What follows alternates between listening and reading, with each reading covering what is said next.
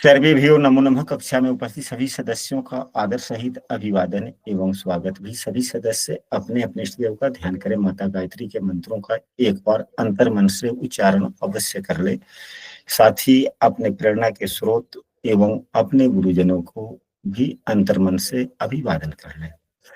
हम लोगों के द्वारा प्रतिदिन कुंडली फलादेश पर आधारित कक्षा आयोजित की जाती है।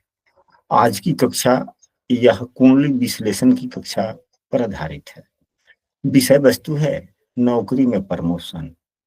मुख्यतः कब तक होने की संभावनाएं हैं। दूसरे भी प्रश्न है, यदि समय मिला तो दाम्पत्य जीवन किस प्रकार का होगा, इस पर भी चर्चा हो जाएगा। तीसरा भी प्रश्न है कि क्या विदेश में या घर से काफी दूर नौकरी की संभावनाएं हैं या नहीं है। इस जातक की जो कुंडली है इसकी महादशा शनि की चल रही है और अंतरदशा भी शनि की ही चल रही है। यदि प्रश्न नौकरी में प्रमोशन की जाए या नौकरी की जाए तो दशाएं अनुकूल है, क्योंकि दशमेश एवं लाभेश यही दो भाव के स्वामी की दशा अंतरदशा चल रही है। तो मुझे प्रमोशन कब मिलेगा या पदोन्नति कब होगी, सबसे प्रमुख विषय आज का यही है।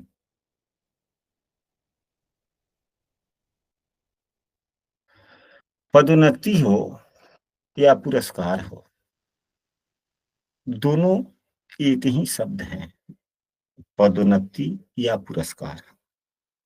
इसी शब्द को कि हमें पुरस्कार मिलेगा या नहीं मिलेगा, क्योंकि जब आदमी नौकरी कर रहा होता है तो जिस स्थिति का होता है उससे उसको बड़ी जवाबदेहियां दी जाती है, पुरस्कृत किया जाता है बड़े ओहदा देकर। तो दोनों सामान्यतः एक ही है।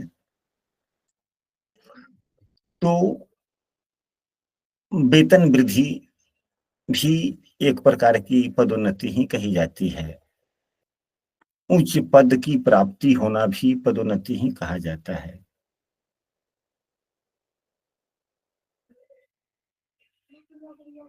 इन सभी विषय वस्तुओं के लिए कुंडली में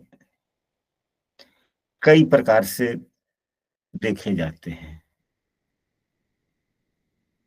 एवं इसी से संबंधित कई प्रकार के प्रश्न भी देखने को मिलते हैं। नौकरी में परिवर्तन बदलाव के लिए भी लोग प्रश्न करते हैं, वह अलग विषय वस्तु है। पदोन्नति अलग विषय वस्तु है। इसी विषय वस्तु पर आधारित हमने पूर्व में बहुत लंबे दिनों तक, लगभग 4-5 दिन तक कक्षा हुआ था। शायद आप लोगों को याद भी होगा। याद है या नहीं है? जी गुरुदेव, हुआ था। जी गुरुजी। हमने आज की कक्षा में समूह में एक सूत्र लिखा था कि यदि दशम भाव और नवम भाव के स्वामी की केंद्र भाव में ही, यानी कि दशम भाव में ही यदि नवमेश एवं दशमेश दोनों की युति, खूब बढ़िया से आप लोग समझे, जो समूह में हमने लिख दिया है पहले उसकी विवेचना कर लिया जाए। यदि नवम भाव के स्वामी, भले दशम भाव के स्वामी एवं नवम भाव के स्वामी एकादश शेष नहीं, इन दोनों की युति अगर दशम भाव में ही हो रहा हो, इस कुंडली के अनुसार दशम भाव के स्वामी शनि देव, नवम भाव के स्वामी देव गुरु बृहस्पति, यदि इनकी युति दशम भाव में ही बना हुआ होता एवं छठे भाव के स्वामी, यहां पर तो बुध देव है, बुध देव पंचम भाव में होते या अन्य कोई राशि होता, शनि की राशि होती, देवगुरु बृहस्पति का राशि होता, अलग अलग लग्नों में अलग अलग खष्टेश हो सकते हैं और अपने स्थिति के अनुसार उनकी दृष्टियां भी हो सकती थी। यदि यहीं पे एक नंबर की राशि होता तो मंगल देव होते, मंगल देव 8वें भाव में होते तब, या चौथे भाव में होते तब, या 5वें भाव में होते तब खष्टेश होकर के यह तो देख लेंगे। यानी कि खष्टेश लाभ भाव को देखे यह दोनों ही कंडीशन लग रहा हो, यदि लग्न कुंडली में लग रहा हो, इसका मतलब यह है कि इस व्यक्ति के जीवन में बार बार पदोन्नति होगी। क्या होगा? बार बार पदोन्नति होगी। बार बार पदोन्नति। बार बार पदोन्नति होगा।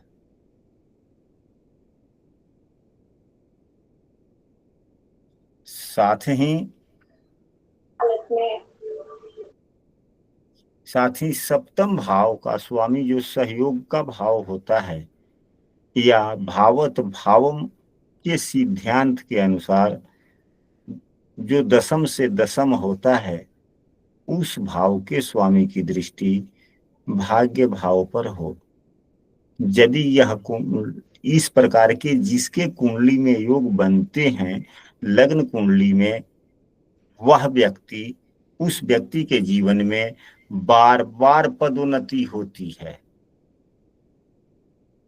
यह तीन कंडीशन, तीनों कंडीशन होना जरूरी है कि तीनों में से कोई एक होना जरूरी है? ना है, तीनों में से ये जो है नवम एवं दसम भाव के स्वामी की युति दसम भाव में होना, एक छठे भाव के स्वामी का लाभ भाव से संबंध हो, लाभ भाव में बैठा हुआ रहे, या लाभ भाव के स्वामी से युक्त हो, या लाभ भाव के स्वामी को देख रहा हो, या लाभ भाव को देख रहा हो, यानी कि 11वें भाव से छठे भाव के स्वामी का संबंध बनता।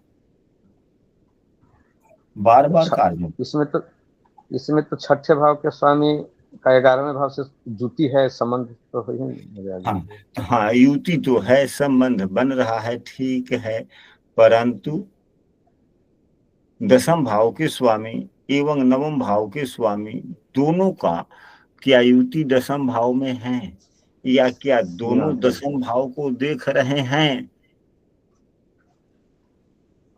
लग्न कुंडली के अनुसार क्या देख रहे हैं? दोनों दसम भाव को संयुक्त रूप से देख रहे हैं, या दोनों की युति दसम भाव में है लग्न कुंडली में? नहीं गुरुदेव, दसम भाव में नहीं है, तो दसम भाव को तो पंचम दृष्टि से देख रहे हैं। हाँ, तो देव गुरु बृहस्पति देख रहे हैं ना, केवल शनि देव नहीं ना देख रहे हैं। दशमें से नहीं देख रहे हैं, केवल एकादश से देख रहे हैं, ये नवमें से देख रहे हैं। दसम भाव के स्वामी तो नहीं देख रहे ना। अगर यह युति नहीं होती, दसम भाव के स्वामी 8वें भाव में बैठ रह के हो दसम भाव को देख रहे होते, या चौथे भाव से देख रहे होते, या लग्न में बैठे होते देख रहे होते, तब तो दोनों की दृष्टि पड़ती ना, तब तो दोनों का संबंध होता। जी गुरुदेव। जी। यह सूत्र इस कुंडली में नहीं बन रही है। यदि संभवतः आने वाले दिनों में क्या अनुमान है कि इस प्रकार के योग गोचर के कारण बनने वाले हैं? जो दसम भाव के स्वामी और भाग्य भाव दोनों के स्वामी की युति या दृष्टि दोनों का संयुक्त रूप से दसम भाव पर पड़ने वाला है। तो अब यहाँ पर इस सूत्र को देखा जाए कि दसम भाव के स्वामी अभी गोचर में इस कुंडली में 12वें भाव में गोचर कर रहे हैं। अभी हाल फिलहाल में ही आए हैं, 1-2 रोज पहले शनिदेव यहाँ, तो शनिदेव की दृष्टि नहीं है यहाँ पर, शनिदेव की दृष्टि यहाँ पर नहीं पड़ रही है। नवम भाव के स्वामी अभी यहाँ पर हैं, नवम भाव के स्वामी की दृष्टि पड़ रही है, परंतु नीच की दृष्टि है, परंतु नीच की दृष्टि। अब इस लग्न के कुंडली में, मेष लग्न की कुंडली में यह सूत्र लागू भी नहीं होगा। मेष लग्न की कुंडली में यह सूत्र लागू नहीं होगा, यह सूत्र बाधक बन जाएगा। लेकिन अन्य लग्नों की कुंडलियों में यह सूत्र प्रभावी हो जाएगा। केवल एक ही किसी ग्रहों के योग से यदि कोई, एक ही ग्रहों के प्रभाव से यदि कोई सूत्र बनते हैं, तो वह सूत्र उतना प्रभावशाली नहीं होता है जितने अधिक ग्रहों के समायोजन से जो सूत्र बनता है वह उतना ही ज्यादा प्रभावशाली होता है। हम लोग कोई बेसिक की कक्षा नहीं कर रहे हैं, कुंडली फलादेश की फलित की कक्षा होती है, ये सबसे टफ कक्षा हमारे समझ से है, यानी कि हमारे अनुभव में सबसे गूढ़ कक्षा यही है। हमारी 3 कक्षाओं में यह सबसे गूढ़ कक्षा है। तो मेष लग्न में यह नियम प्रभावित नहीं होता, लेकिन या तो मेष लग्न की ही कुंडली है, जब अध्ययन कर रहे हैं तो सभी बिंदुओं को हम लोग चर्चा कर लेंगे। इसलिए प्रभावी नहीं है क्योंकि मेष लग्न में भाग्य भाव के स्वामी का दशम भाव में होना तो ठीक है। अगर नौमेश दशमेश की युति हो जाती है तब तो और सुंदर बात है, तब यह सूत्र लागू हो गया, क्योंकि भाव के स्वामी की युति हो गई। अब यहां पर जो हम लोगों ने कहा कि नीच की दृष्टि है तो भाव खराब हो गया, लेकिन भाव के स्वामी के द्वारा यदि भाव देखा जाता है तो दृष्टियों के आधार पर यह भी नीच भंग हो जाता है। हमने जो प्रारंभिक बातें कही है कि गुरुदेव की नीच की दृष्टि है, यह सामान्य नियम है। इस नियम के आधार पर यह सूत्र मेष लग्न पे नहीं लगा, परंतु विशेष नियम है कि नीच भंग हो जाए। परंतु जो विशेष नियम नीच भंग का है या नहीं है? है गुरुदेव। तो यदि गुरु एवं शनि की यहाँ पर युति होती है तो नीच भंग हो जाता है। तो गुरु भी यदि अपनी दृष्टि दे रहे हैं, शनि भी दृष्टि दे रहा है, तो सूत्र यह भी है, हम लोगों ने पढ़ा है, कई बार पढ़ा है, आप लोगों ने भी पढ़ा होगा कि यदि किसी भी राशि में नीच ग्रहों का प्रभाव हो और तो भाव का स्वामी वहीं पे बैठा हो या भाव का स्वामी देख रहा हो तो नीच का प्रभाव खत्म हो जाता है, वह भंग हो जाता है राजू के लिए। तो इसके लिए यह मेष लग्न पर भी यह नियम लागू होगा। गुरुदेव एक चीज पूछूं? अभी रुकिए, क्लियर हो जाने दीजिए। तो शनिदेव तो 12वें भाव में गोचर कर रहे हैं, तो इनकी दृष्टि तो यहाँ पड़ नहीं रही है। अभी 2.5 साल अब यहीं रहेंगे, तो 2.5 साल तो यह सूत्र लगा ही नहीं। 2.5 साल लगेगा? नहीं नहीं लगेगा, नहीं लगेगा। 2.5 साल के बाद में शनिदेव यहाँ आएंगे। अरे और 2.5 साल के बाद में शनिदेव जब यहाँ आएंगे तो गुरुदेव 2.5 साल के बाद में यहाँ पर पंचम भाव में आ जाएंगे, तो भी नहीं। तो यह सूत्र जब लग्न कुंडली में शनिदेव, अनुराग जी कृपया आपका माइक बंद करें। अनुराग जी, जब लग्न कुंडली में शनिदेव मेष राशि में जब गोचर कर रहे होंगे और गुरुदेव जब कन्या राशि में गोचर करेंगे तब जाकर प्रभावी होगा। और सूर्य देव नहीं, बुध देव जब पंचम भाव में रहेंगे तब यह सूत्र लागू होगा। तो इसके लिए भी 4 साल बाद में प्रमोशन होने की संभावनाएं बनती है। तो क्या उस समय अनुकूल दशाएं रहेंगी? तो शनि के बाद की अंतरदशा देखा जाए। महादशा तो अनुकूल है, क्या अंतरदशा अनुकूल है? तो आ चंग भऊ आचन बहुरा बुद्ध आ चंग भऊरा गु स बु के सु। तो शनि के बाद में बुध। अब 4 वर्षों के बाद में कौन सा आएगा? आदित्य का हो सकता है, शुक्र का दशा हो सकता है, सूर्य का हो सकता है। तो सूर्य की दशा भी अनुकूल रहेगी क्योंकि ये पंचम भाव पंचमेश हैं, परिवर्तन कराएंगे। या शुक्र की दशा होगी तो मालव्य योग दे रहे हैं।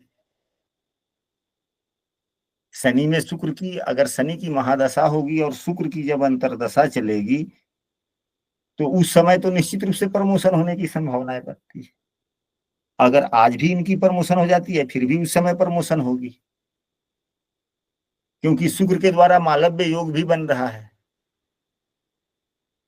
शुक्रदेव धन के भी कारक हैं, शुक्रदेव धन भाव के भी स्वामी हैं एवं दशम से दशम भाव के भी स्वामी हैं। शनिदेव एकादश शेष हैं, दोनों आपस में मित्र हैं। तो यह सूत्र उस समय प्रभावी होगी कि नहीं होगी? उस समय तो पूरा हो रहा है गुरुदेव। क्या उस समय तो हो जाएगा गुरुदेव, जब जैसे निजे लगन में आएंगे। हाँ, तो कई अब एक ही सूत्र, यह लग्न कुंडली पर यदि इस प्रकार के सूत्र बन रहे हो तो जीवन में बार बार प्रोन्नति और गोचर के कारण भी यदि यह सूत्र, यह यदि योग कभी किसी कुंडली में बने तो प्रमोशन होने की संभावना बढ़ जाती है। शनिदेव के नीच के होने का कोई फर्क तो नहीं आएगा गुरुजी? शनिदेव के नीच के होने का फर्क आएगा क्यों नहीं, तो मंगल की राशि में है ना। गुरुदेव अगर ये हाँ, तो मंगल तो 4 भाव में होंगे तो शनि का नीच भंग हो सकता है ना। तो फिर उस समय देखे कि शनि का नीच भंग हो रहा है कि नहीं हो रहा है, कि किस समय मंगल के कारण नीच भंग होगा। गुरुदेव ये वक्री होके शनिदेव वापस 11th हाउस में आ सकते हैं अभी, और गुरुदेव का परिवर्तन भी होने वाला है, ये इसमें आ जाएंगे मिथुन में, तो दोनों की मतलब 11वें भाव में शनिदेव स्वराशि के मूल त्रिकोण के, और उन पर दृष्टि गुरु की हो तो प्रमोशन हो सकता है। ठीक है, ठीक है, अब ठीक है, बहुत अच्छी बात। अगर शनिदेव यहाँ पर है नीच के हो गए तो इनका नीच भंग होगा कब, तो मंगल की दृष्टि जब पड़ेगी तब 2.5 साल की बात है ना, 2.5 साल की बात है। तो 2.5 साल में तो मंगल देव लगभग 45 दिन एक राशि में रहते हैं, तब 12 डेढ़ 18 लगभग 18 महीने में मंगल देव सभी राशियों में घूम लेते हैं 1.5 वर्षों में। तो मंगल देव 1.5 वर्ष में तो एक बार यहाँ पर जरूर आएंगे, जब सभी राशियों को घूमते हैं तो मंगल देव 1.5 वर्षों में एक बार यहाँ जरूर आएंगे। मंगल देव 1.5 वर्षों में एक बार यहाँ पर जरूर आ जाएंगे। मंगल देव 1.5 वर्षों में एक बार जरूर यहाँ पर आएंगे, यानी कि मतलब 1.5 वर्ष, हाँ 1.5 वर्षों में। तो इस 1.5 वर्षों में 1 2 3 4 4 1.5 6 माह, मतलब 1.5 वर्षों में लगभग मंगल देव लगभग एक राशि में कितने दिन रहते हैं? 40-45 दिन। 45 दिन, राउंड फिगर में 45 दिन ले लीजिए ना। जी गुरुजी। तो 45 दिन 1.5 महीने हुए। पूरे कुंडली में 12 राशियां होती है, तो पूरे 12 राशियों को पार करने में मंगल देव को पूरे राशि में एक बार भ्रमण करेंगे तो कितना दिन समय लगेगा? 18 महीना लगेगा कि नहीं लगेगा? जी 580 दिन।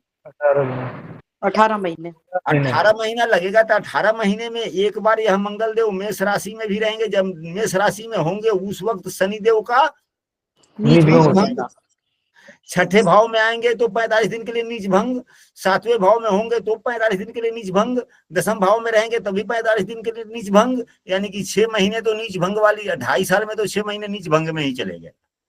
मतलब 1 साल में 1.5 वर्षों में 6 महीने नीच भंग ही हो गए। तो नीच भंग की स्थितियां जिस समय आएंगी तो नीच भंग राजयोग हुआ देगा, यानी कि पदोन्नति दे देगा। नीच में भी है तब भी दे देगा, देगा या नहीं देगा? फिर वाह गुरुजी, दे देगा, दे देगा। बहुत बढ़िया।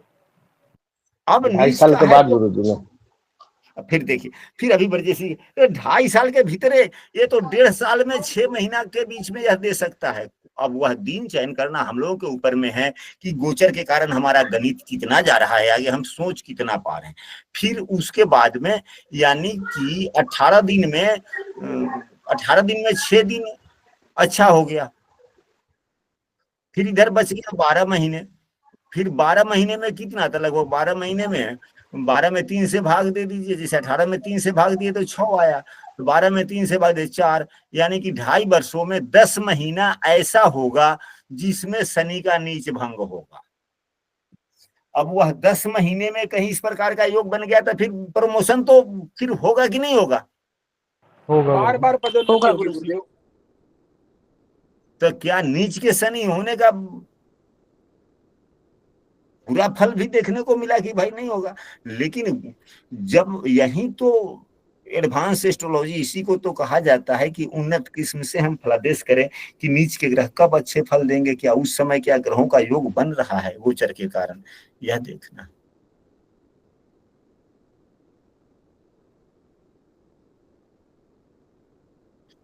अब चलते हैं दूसरे सूत्र पर, हम लोग चर्चा करते हैं।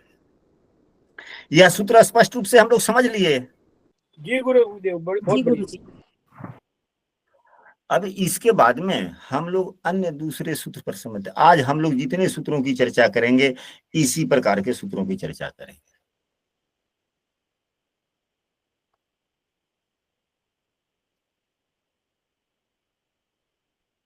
इस कक्षा में हम 10 रोज के लिए, 10 रोज नहीं 12-13 रोज कुंडली का फलादेश कैसे करें उस पर आधारित कक्षा करेंगे। प्रारंभिक बेसिक विषय वस्तु अगले महीने में कर लेंगे। 1 महीने पूरी बेसिक क्लास चलेगी, फिर अपने आप रिफ्रेश हो जाएंगे हम सभी, बहुत से चीज भूल गए। अब इसके बाद में दूसरे नियम पर हम लोग चलते हैं। यदि कोई कक्षा में नया है और हमारे प्रतिदिन की कक्षा में शामिल होना चाहते हैं तो स्क्रीन पर दिख रहे नंबर पर व्हाट्सएप पर कक्षा में कंटिन्यू हो सकते हैं, या इस वीडियो के डिस्क्रिप्शन में भी हमने अपने समूह का लिंक दे दिया, वहां से भी आप शामिल हो सकते हैं। तो दूसरा सूत्र यही कि यदि दशम भाव का स्वामी दशमेश, यदि यहाँ D9 कुंडली तो हम लोग इसलिए बना लिए हैं कि यदि कोई सूत्र इस लग्न कुंडली पर लागू होता है तो उससे संबंधित ग्रहों के बल को देख लेंगे। सूत्र दूसरा यह है कि यदि दशम भाव का स्वामी नवम भाव में हो, जो इस कुंडली में नहीं है, छठे भाव में है, एवं भाग्य भाव का स्वामी, चूंकि पदोन्नति होने से 2 ही चीज मिलता है, धन की वृद्धि होती है। पदोन्नति होने से पैसे बढ़ते हैं या नहीं बढ़ते हैं? अवश्य गुरुदेव। तो दशम भाव का स्वामी, कर्म भाव का स्वामी भाग्य भाव में हो और भाग्य भाव का स्वामी धन भाव में चला जाए, यानी कि कर्म भाग्य में और भाग्य धन में, और कंपटीशन हमारे जेहन में, यानी कि छठे भाव का स्वामी जो कंपटीशन देता है वह हमारे जेहन यानी लग्न में।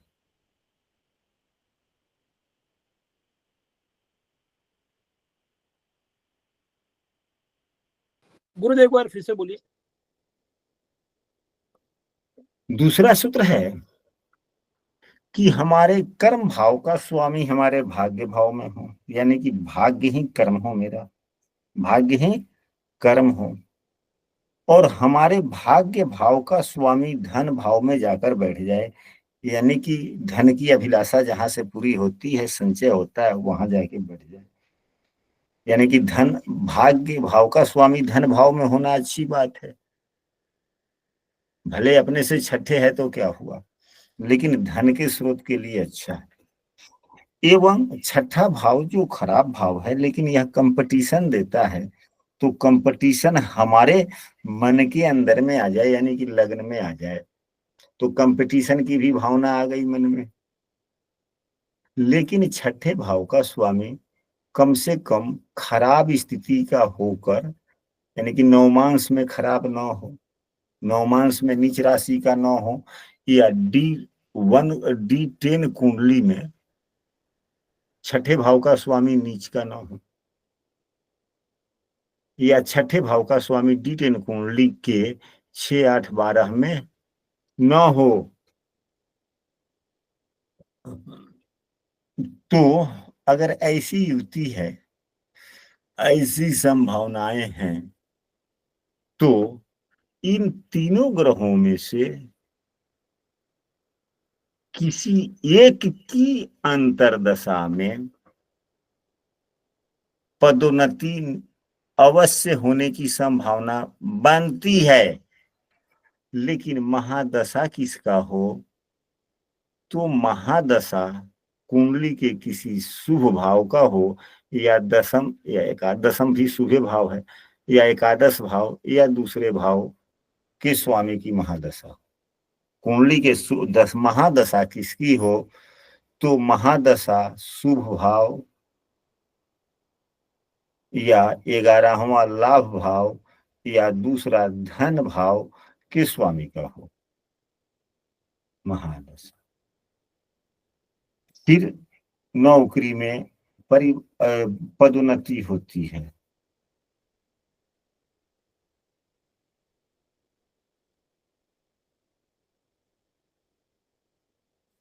किसी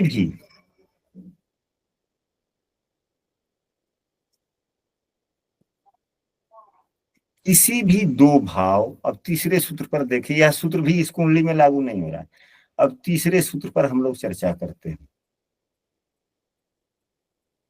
हम भी आज कुछ नहीं, कुंडली देखें, कल भी नहीं, कल तो लखराव था। लखराव आप लोग जानते हैं किसे कहा जाता है? नहीं जी गुरु जी, जानते हैं। हम ब्रजेश जी जानते होंगे, हमारे बिहार में लखराव खूब होता है। गुरु जी, हाँ तो जी। दसम भाव का स्वामी का तो महादशा चल रहा है हाँ, अभी। अंतरदशा भी अंतरदशा तो उन्हीं। एक बार, अंतरदशा तो कभी आबे करेगा, शनि का अन्य अंतरदशा तो। महादशा, नहीं, महादशा जिस ग्रह की होती है सबसे पहला अंतरदशा उन्हीं का होता है। तब तब उसी का है, तब उसके बाद तो कोई ना कोई तो आबे करेगा एक बार में गुरु जी। हाँ, सभी ग्रहों की अंतरदशा आएगी। हम लोग इस कुंडली पर भी आ रहे हैं, कुछ दो चार सूत्र और भी तो सीख लिया जाए ना, फिर इस कुंडली पर हम लोग चर्चा कर लेंगे कि क्या नौ, हाँ, क्या प्रमोशन के योग बनते हैं या नहीं। प्रमोशन के योग तो बन ही रहे हैं, प्रमोशन के योग बन रहे हैं, लेकिन अभी फिलहाल नहीं, नहीं, अभी फिलहाल नहीं। फिलहाल नहीं है, लेकिन प्रमोशन के योग भी बने। चलिए ठीक है। अब इसके बाद में दूसरा सूत्र तो हम लोगों ने चर्चा की कर लिया, अब तीसरे सूत्र पर चलते हैं कि यदि लग्न भाव, नवम भाव एवं दसम भाव के ग्रह, यदि लग्न नवम दसम भाव के स्वामी, इन लग्न नवम दसम भाव के स्वामी यदि इन तीनों की युति हो कुंडली में, तो यह भी पदोन्नति का योग है, यह भी। पदोन्नति का योग। तो यहाँ पर चाहे कुंडली के किसी भी भाव में बन जाए, वह भाव साधारणतया नवम भाव में बने युति, दसम भाव में बने, लग्न में बने, 11वें भाव में बने, या दूसरे भाव में, छठे भाव में बने, या दूसरे भाव में बने। यानी कितने भाव हो गए? नवम, दशम, 11वां, दूसरा, छह भाव। लग्न, छठा। हमने यहाँ पर लिखा लग्न भाव, दूसरा भाव, छठा भाव, नवम भाव, दसम भाव या 11वें भाव। इन 6 भावों में से किसी भी भाव में लग्न, दसम एवं नवम भाव के स्वामी की युति यदि कुंडली में बना हुआ है तो भी बार बार पदोन्नति के योग बनते हैं। परंतु इस कुंडली में भाग्य भाव के स्वामी एवं दसम एवं एकादश भाव के स्वामी देवगुरु बृहस्पति एवं शनि की युति है, और बुधदेव भी साथ में हैं, तो भाव को बल दे रहे हैं। यह योग बना, यह योग बना गुरु बना। बना। लेकिन अब कब बनेगा? तो लग्नेश भी गोचर में अभी कर्क राशि में ही है, नीच के हैं। गोचर में लग्नेश अभी नीच के चल रहे हैं कि नहीं चल रहे हैं? यहाँ लग्न कुंडली के मंगल और गोचर के मंगल की स्थिति एक ही है। एक ही जी है। गुरु जी। तो जीव ही और अंतरदशा भी चल रही है शनि की,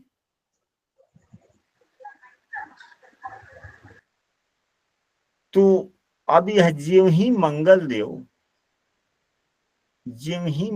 देव छठे भाव में गोचर करेंगे, तो लगभग यह 3 महीने बाद में आएंगे, 1.5 महीने से 3 महीने, 1.5 महीने से मतलब 2 महीने के बाद में ही आएंगे मंगल देव छठे भाव में। तो यह स्थितियां बनेंगी। अब आप लोग कहेंगे या मंगल देव की दृष्टि गोचर के कारण यहाँ पर पड़ जाए, या मंगल देव की युति ही बन जाए इसी गुरु शनि से, तो बल मिल जाएगा प्रत्यक्ष अप्रत्यक्ष रूप से, तो संभावनाएं बन सकती है। अब आप यह कहेंगे कि अभी कुछ दिन पहले मंगल देव तो मिथुन राशि में थे,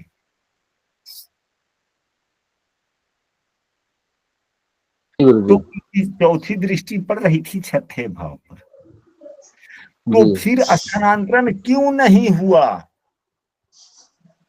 प्रश्न है या नहीं है? है गुरुजी। है गुरुजी। तो साधारण सी बात है, सिंपल सी बात है कि आप लोगों में से 1 2 4 सदस्य ऐसे भी होंगे। गुरुजी मंगल बुध को शत्रु भी बनता है ना। मुझे वाला की बात, हमने पूर्व की कक्षाओं में बकरी ग्रहों पर आधारित कक्षा हुई थी। अब श्लोक याद नहीं आ रहा है मुझे, लेकिन हमने उस कक्षा में श्लोक भी बोला था और यह भी कहा था, श्लोक का भावार्थ भी आया था। यदि आप लोग कहेंगे तो पुनः उस पुस्तक को हम ढूंढ लेंगे।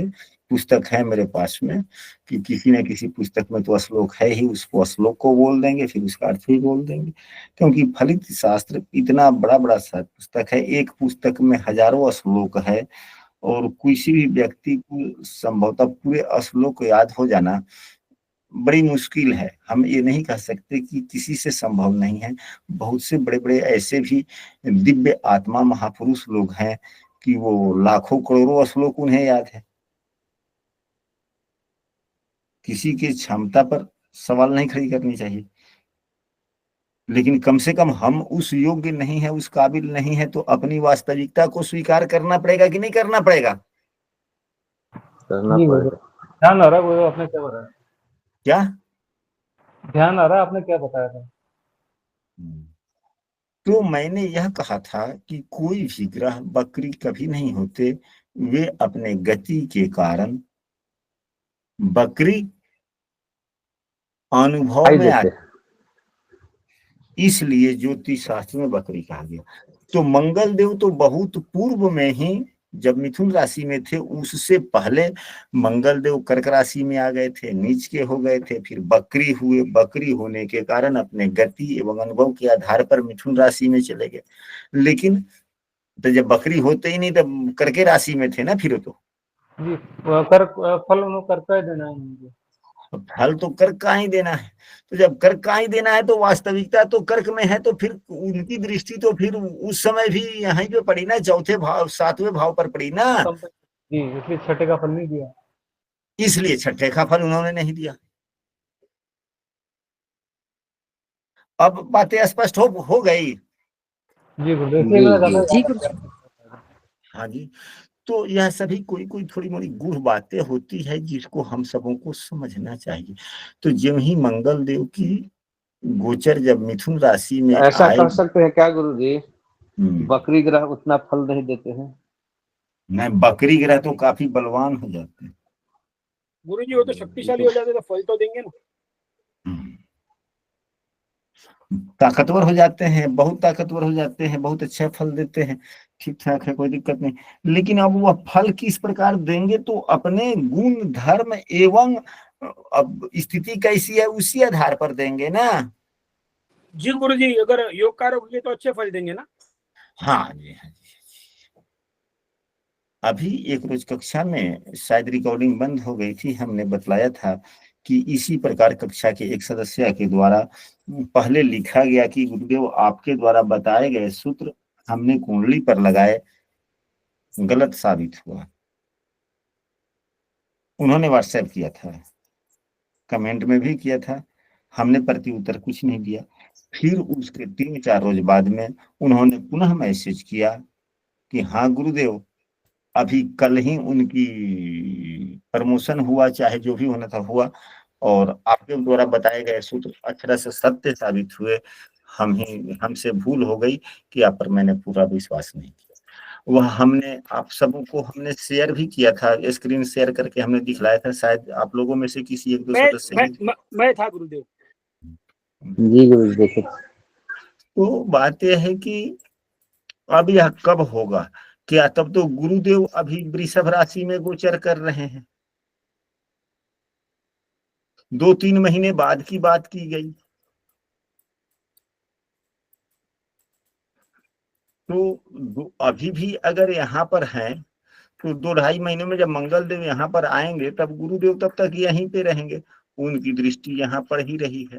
या अगर राशि परिवर्तन भी गुरुदेव का हो जाएगा, यहाँ पर मिथुन राशि में भी आएंगे तो 11वें भाव को देखेंगे ही देखेंगे, वो हो गया।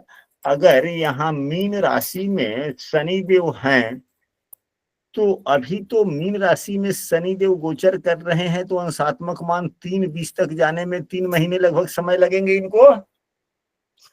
शनि देव लगभग 1 महीने में 1 अंश चलते हैं, क्योंकि कोई भी ग्रह 30 अंश ही चलता है ना एक राशि में, और शनि देव एक राशि में 30 महीने रहते हैं, और ग्रहों का अंश 30 अंश ही होता है एक राशि का, तो 1 महीने में 1 अंश हुआ कि नहीं हुआ? जी जी जी गुरुजी। तो फिर मीन राशि का नवमांश कर्क से शुरू होता है। जी। मीन राशि का नवमांश कहां से शुरू होता है? कर्क से।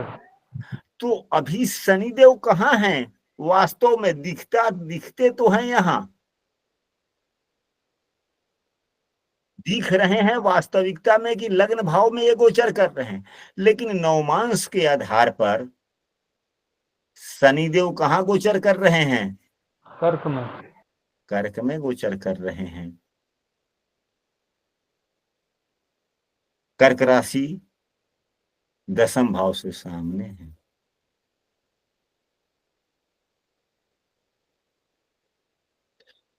तो क्या अच्छा कहा जा सकता है या नहीं कहा जा सकता है?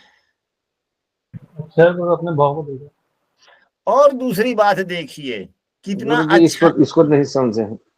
नहीं समझे तो इसको नहीं समझिए, हम यही सूत्र पर हम आज बतला करके हम कक्षा भी समाप्त करेंगे, क्योंकि हम भी थके हुए हैं काफी।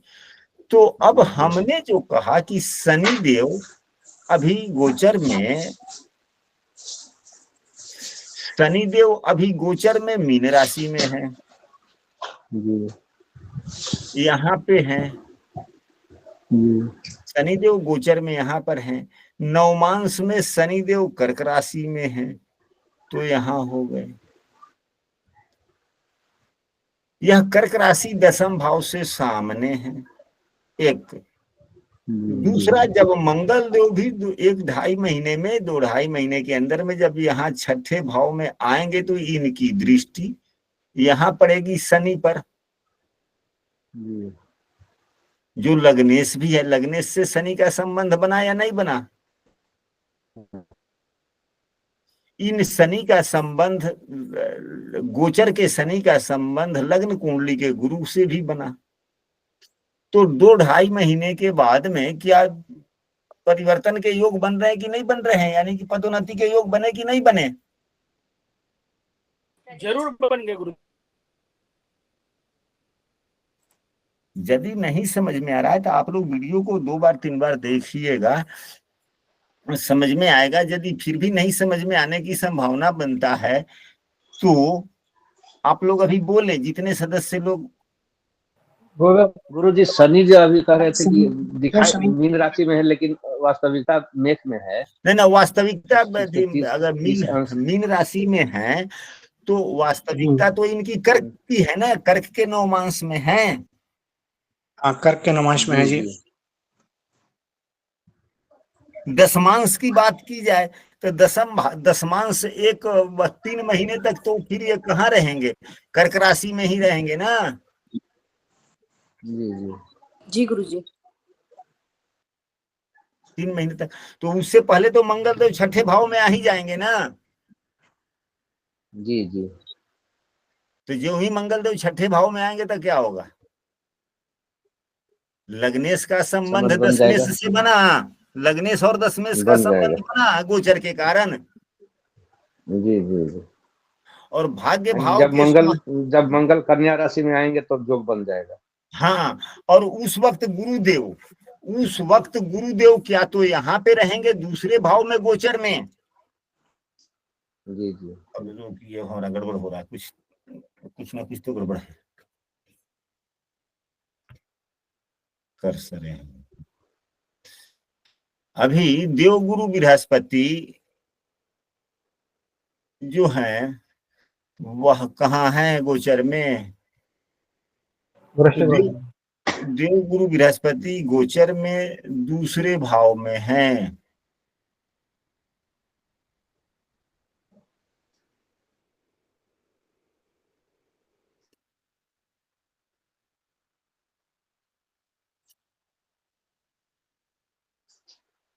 तो दूसरे भाव में है तो दसम भाव को देख रहे हैं, या अगर गोचर में 3 महीने से पूर्व अगर देवगुरु बृहस्पति अगर राशि परिवर्तन कर लेंगे तो 11वें भाव को देखेंगे कि नहीं देखेंगे? देखेंगे गुरुजी।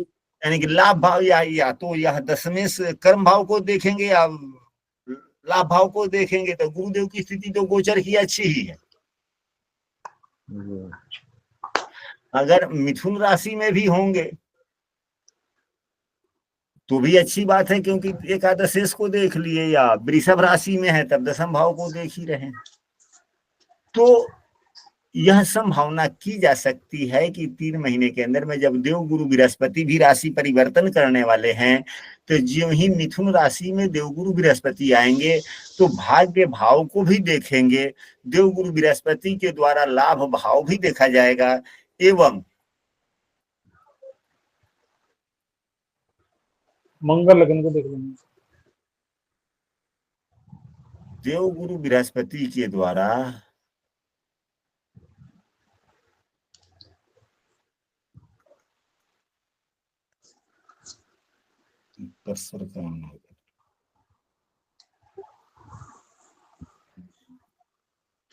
देवगुरु बृहस्पति के द्वारा अभी यहाँ पर हैं तो छठे भाव को भी देख रहे हैं, दसम भाव को भी देख रहे हैं। योग तो ठीक ठाक चल रहा है सब कुछ, लेकिन अन्य ग्रहों का योग नहीं बन रहा है। ज्यों ही देवगुरु बृहस्पति इस मिथुन राशि में आएंगे तो यह भाग्य भाव को भी देखेंगे, नवम भाव को भी देखेंगे, लाभ भाव को भी देखेंगे, अच्छी स्थिति होगी, एवं शुक्र देव के कारण जो मालव्य 16 मई के आसपास आ जाएंगे। रुके, ठीक है, आप अपनी बात को पूरा रखिएगा। जब ज्यों ही देवगुरु बृहस्पति मिथुन राशि में गोचर करेंगे तो देवगुरु बृहस्पति 11वें भाव लाभ भाव को देखेंगे। गुरुदेव धन के कारक हैं, लाभ में वृद्धि करेंगे तो पदोन्नति होगी, तभी तो लाभ में वृद्धि होगा। एवं देवगुरु बृहस्पति अपने स्वराशि भाग्य भाव को देखेंगे, अपने भाग्य को मजबूत करेंगे तो भी अच्छी बात हो जाएगी। एवं गोचर के 10वें एवं गोचर के लग्नेश का आपस में क्या होगा, परस्पर संबंध बन जाएगा, दोनों एक दूसरे को देखेंगे तो पदोन्नति की संभावनाओं में काफी बल मिल जाएगा। हाँ, अब आप ब्रजेश जी बोलिए। 16 मई के आसपास आएंगे मिथुन राशि में।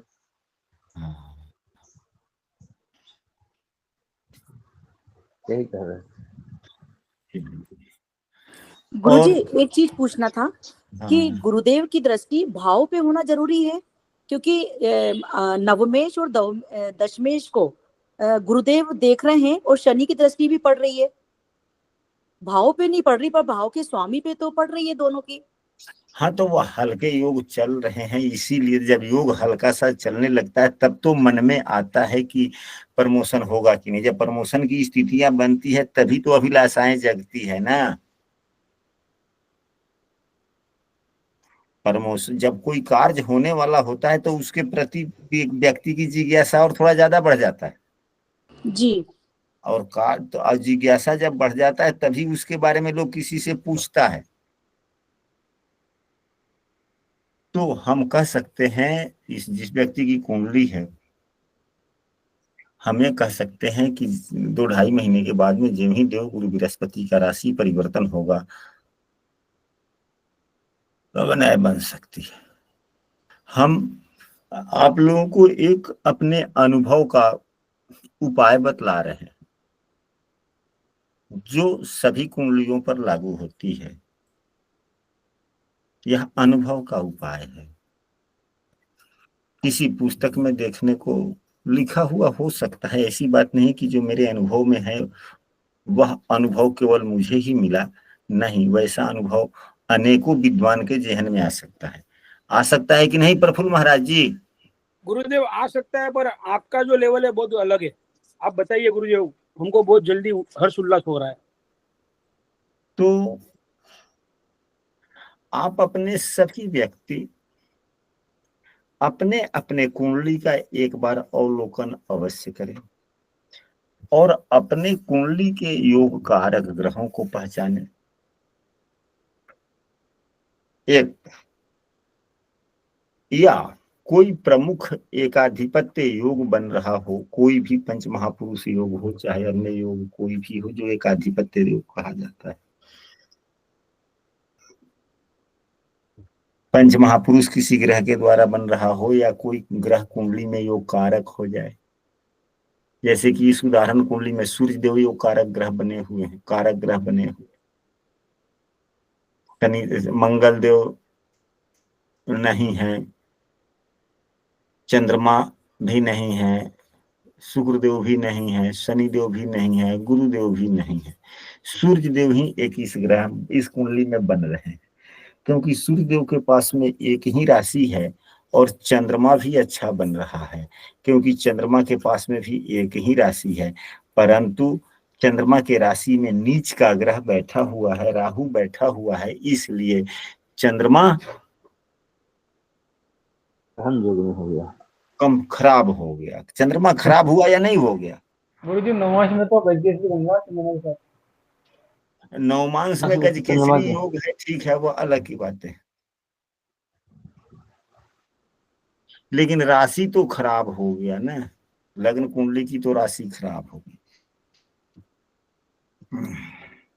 यह वैवाहिक जीवन एवं सहयोग की भावना के लिए यह बहुत उत्तम है। इनके जो जीवन साथी होंगे वह भी अच्छे होंगे, साथ ही इनके मित्र यदि होंगे जो इनको सहयोग देने वाले होंगे वह भी अच्छे होंगे। नवमांश कुंडली में बन रहे गज केसरी योग का यह प्रभाव है, परंतु नवम भाव के में नवम करें पंचम भाव के जो स्वामी हैं, पंचम भाव में सिर्फ सूर्य देव की राशि है, सूर्य देव के पास में एक ही राशि होती है और अपने राशि में वह स्वयं बैठे हुए हैं, इसलिए सूर्य देव इस कुंडली के सबसे अच्छे ग्रह हो गए। एक दूसरा, देव गुरु बृहस्पति नवम और सूर्य देव की स्थिति नवमांश कुंडली में भी अच्छा है, अपने मित्र की राशि में है। देव गुरु बृहस्पति यदि भाग्येश हैं तो द्वादशेश भी हैं और अकारक ग्रह के साथ बुध अकारक ग्रह है इस कुंडली में, जो तीसरे एवं छठे के स्वामी के साथ में है। तो गुरुदेव उतने बड़े जो कारक नहीं है जितना बड़ा सूर्यदेव। कहने का मतलब यह है कि आप अपने ग्रहों को पहचाने कि आपके ग्रह सबसे बलवान कौन है, अच्छे कौन है, उस ग्रह को पहचान लें। यदि कोई ग्रह योग कारक बनता है जो केंद्र और त्रिकोण दोनों का स्वामी बनता है, सभी ग्रहों के रंग को आप लोग पहचानते हैं। यदि कोई सदस्य, हम किसी भी व्यक्ति के लग्न को नहीं पूछना चाहते कि आपकी लग्न किस लग्न की कुंडली है, किस राशि का लग्न है, नहीं पूछते, लेकिन कम से कम आप लोग ये बतलाएं कि आप लोगों में से कोई भी एक दो सदस्य बोले, सभी सदस्यों की आवश्यकता नहीं है, कि आपके योग कारक ग्रह कौन बनते हैं। जी मेरी कुंडली मंगल है योग कारक। अच्छा, अब देखिए 10 हो गया, चुप करो। ठीक है, हम मंगल पर ही चर्चा कर लेते हैं। मंगल का रंग क्या होता है? लाल। लाल रंग। सूरज का भी लाल ही समझिए ना। जी गुरु। शनि का रंग काला होता है। जी तो अब यदि योग कारक ग्रह आपका मंगल हो गया तो इससे विपरीत रंग कौन सा होता है? लाल से विपरीत। गुरुदेव ये तो पहली बार सुना। लाल का विपरीत काला नहीं हो जाएगा? लाल जो है शादी विवाह में हर रंग, लाल रंग का भाई साड़ी लाल जोड़ा लाओ। जी जी, काला नहीं पहनते शादी में, बरोबर है। यानी कि विपरीत। अगर आप विपरीत योग कारक ग्रहों के रंगों से विपरीत रंगों के वस्तुओं का अगर आप लगातार उपयोग करते हैं तो आपके जीवन में अनजान रूप से अनजान बाधाएं, अनजाने में बाधाएं, मतलब कि बाधा आती रहती है हमेशा। यदि आप काले रंग के या योगकारक ग्रहों के रंग के विपरीत रंगों का इस्तेमाल नहीं करते तो सामान्यतः उतनी बाधाएं आपके जीवन में नहीं आती। तो हम लोग उपायों में सुझाव देते हैं, सबसे पहले कि उनके ग्रहों के कुंडली के योगकारक ग्रहों को पहचानते हैं और उनके विपरीत जो रंग बनते हैं